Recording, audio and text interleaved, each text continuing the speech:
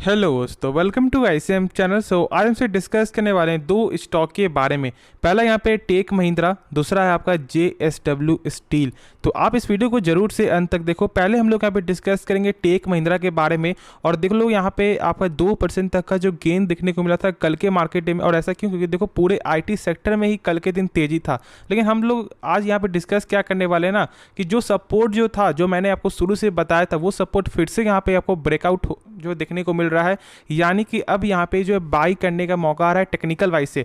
अब देखो बहुत से लोग शायद यहाँ बाई कर भी लिए होंगे, क्योंकि जो मैंने कहा था तो वो बहुत से लोग फॉलो कर रहे होंगे। लेकिन क्या अभी भी यहाँ पे बाई किया जा सकता है, और क्या ये एक अच्छा स्टॉक है या नहीं? तो देखो सबसे पहले एक चीज़ यहाँ पे जान लो। बहुत से लोग यहाँ पे क्या चाहते हैं जानना ना, कि कौन सा एक ऐसा स्टॉक है जिसका आपका जो लॉन्ग टर्म का बिजनेस है वो भी सही हो, और अभी के हिसाब से जिसका पी है यानी कि जो इसका वैल्यूएशन है वो भी सही हो। तो यहाँ पे यदि चेक करोगे तो यहाँ पे आपका ऑलमोस्ट आपका 19.5 का जो पी देखने को मिलता है, जो कम है। और इसलिए मैंने टेक महिंद्रा आपके साथ जो शेयर किया था।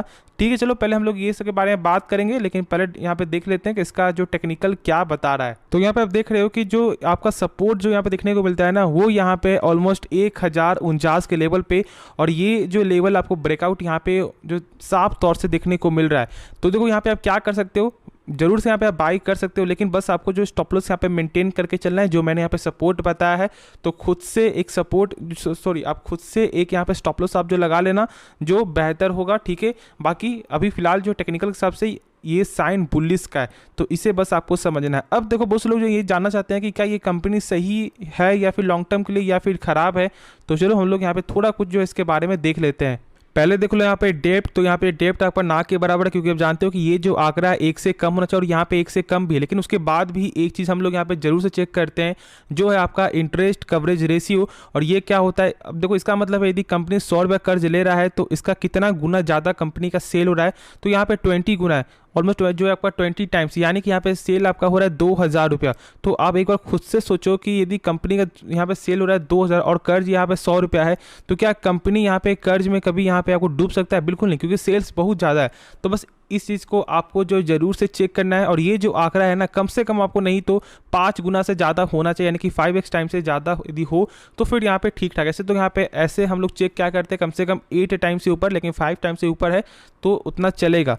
अब देखो यहाँ पे कंपनी का जो आरओसी भी यहाँ पे शानदार है, ऑलमोस्ट आपको 22.5% का। यानी कि कंपनी का जो 100 रुपया है वो 1 साल बाद हो जाता है 122 रुपया 50 पैसा, जो एक गजब का नंबर है। क्योंकि मैंने बताया है कि आपका आरओसी हो या फिर आपका आरओई, दोनों ही यहाँ पे 12% के ऊपर होना चाहिए, और दोनों ही 12% के ऊपर देखने को मिलता है। अब देखो यहाँ पे सेल्स के मुकाबले ना, तो क्या देखने को मिला है कि आपका जो सेल्स है वो यहाँ पे ईयर के हिसाब से तो गेन हो रहा है, लेकिन वही चेक करो यहाँ पे क्वार्टर हिसाब से तो थोड़ा सा कमी आते हुए आपको दिखाई दिया है। फिर देखो यहाँ पे प्रॉफिट, तो प्रॉफिट तो यहाँ बहुत ज़्यादा यहाँ पे कमी है, क्योंकि ऑलमोस्ट 1545 करोड़ से घटकर आपको हो चुका था 1125 करोड़।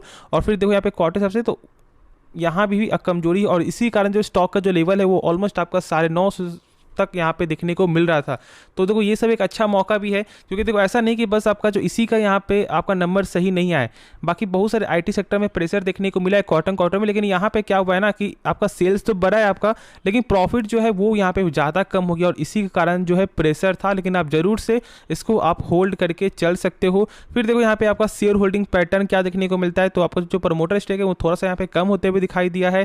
फिर देखो यहाँ पे आपका FIS का तो यहाँ भी थोड़ा कम है, लेकिन देखो आपका यहाँ पे DIS का तो यहाँ पे ऑलमोस्ट आपका 2% तक जो है स्टेक बाई होते हुए दिखाई दे रहा है, जो एक अच्छा संकेत है। फिर देखो यहाँ पे आपका पब्लिक का तो यहाँ पे थोड़ा कम है। अब जो सेम होता है, यदि देखो पब्लिक का स्टेक यहाँ पे कम हो रहा है ना, तो यहाँ पे आपको DIS नहीं तो आपको FIS यहाँ पे स्टेक बाई करते हुए दिखाई देती है, और ये एक अच्छा संकेत है फॉर द शॉर्ट टर्म के लिए। तो आप जरूर से यहाँ पे फोकस बनाकर चल सकते हो। तो चलो हम लोग यहाँ पे नेक्स्ट स्टॉक के बारे में डिस्कस कर लेते हैं। तो अब यहाँ पे स्टॉक का नाम है आपका JSW स्टील। अब देखो यहाँ पे इसका Q4 का नंबर भी आया था, और हम लोग यहाँ पे थोड़ा कुछ जो आपको नंबर भी देख लेंगे। लेकिन बात यहाँ पे ये है ना, कि आप जो कुछ भी करने से पहले ये चीज़ आपको जरूर से समझना है। यदि अब यहाँ पे सोच रहे फ्रेश बाइंग का ना, तो आपको एक चीज़ जो है जरूर से ध्यान देना है कि ये आपको बिलोंग करता है मेटल सेक्टर में, और ये एक ऐसा सेक्टर है कि आपका 5 साल का जो रिटर्न है वो शायद आपको 1 साल में मिल जाए, और शायद ऐसा भी हो सकता है कि जो 1 साल का जो रिटर्न है ना वो 5 साल में भी आपको ना मिले। तो ये दोनों चीज़ यहाँ पे आपको ये कंपनी जो है, ये सेक्टर ही आपको जो पॉसिबिलिटी आपको रखता है। तो बस इस चीज़ को आपको समझना है, और यहाँ पे पेशेंस जो है बहुत ज़्यादा ही जरूरी है, ये भी आपको जरूर से ध्यान देना है। लेकिन अब देखो हम लोग यहाँ पे क्या जो आपको न्यूज़ आ रहा है वो हम लोग पहले डिस्कस करते हैं। देखो यहाँ पे आपको बोर्ड ऑफ मीटिंग में जो है ना अप्रूव यहाँ पे देखने को मिल चुका है कि कंपनी जो है 17,000 करोड़ जो है यहाँ पे जुटाने की कोशिश कर रहा है आपको। और देखो यहाँ पे आपको कहाँ कहाँ से ये जुटाएगी, पहला तो आपको यहाँ पे एनसीडी से, और दूसरा यहाँ पे आपका जो इंटरनेशनल के द्वारा से भी कहीं से ना यहाँ पे पैसा, यानी कि इंटरनेशनल और आपका एनसीडी से भी कहीं ना कहीं से ये पैसा जुटाने वाली है। और ऑलमोस्ट आपका जो 17,000 करोड़ रुपया ये अमाउंट है, और यहाँ पे बोर्ड ऑफ डायरेक्टर के द्वारा जो है अप्रूवल मिल चुका है। तो ये सब यहाँ पे आपको मीटिंग में देखने को मिला। लेकिन अब हम लोग यहाँ पे ये डिस्कस करेंगे कि इसका Q4 का नंबर थोड़ा, और फिर हम लोग यहाँ पे ये भी जानेंगे कि क्या बाई करना सही रहेगा। तो पहले देखो यहाँ पे सेल्स, तो सेल्स यहाँ पे आपका जो क्वार्टर में ग्रोथ देखने को मिला है।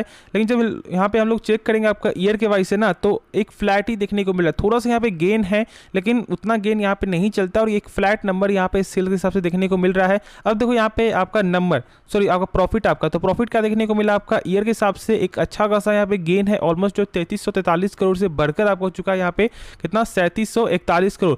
और देखो यहाँ पे क्वार्टर हिसाब से तो 474 करोड़ से बढ़कर आपको हो चुका है यहाँ पे 3700। तो यहाँ पे प्रॉफिट के हिसाब से एक जो गजब का नंबर यहाँ पे देखने को मिला JSW स्टील में।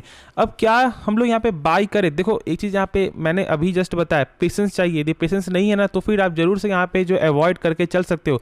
बाकी पेशेंस है आप में तो आप यहाँ पे 10% कर करके स्टॉक को जरूर से बाई कर सकते हो। अब देखो कुछ कंपनी का और भी पैरामीटर यहाँ पे आप जान लो, जैसे कि यहाँ पे कंपनी का देखो ROC, तो यहाँ पे ROC इस बार का जो है ना घटकर आपको चुका है यहाँ पे 8.37%। यानी कि इसका मतलब है यदि कंपनी अपने ऊपर जो 100 रुपया लगा रहा है वही कंपनी का 100 रुपया 1 साल बाद यहाँ पे हो जा रहा है 108 रुपया 37 पैसा, जो फिलहाल 12% से ऊपर होना चाहिए, और पहले था भी लेकिन अभी यहाँ पे कम हो चुका है।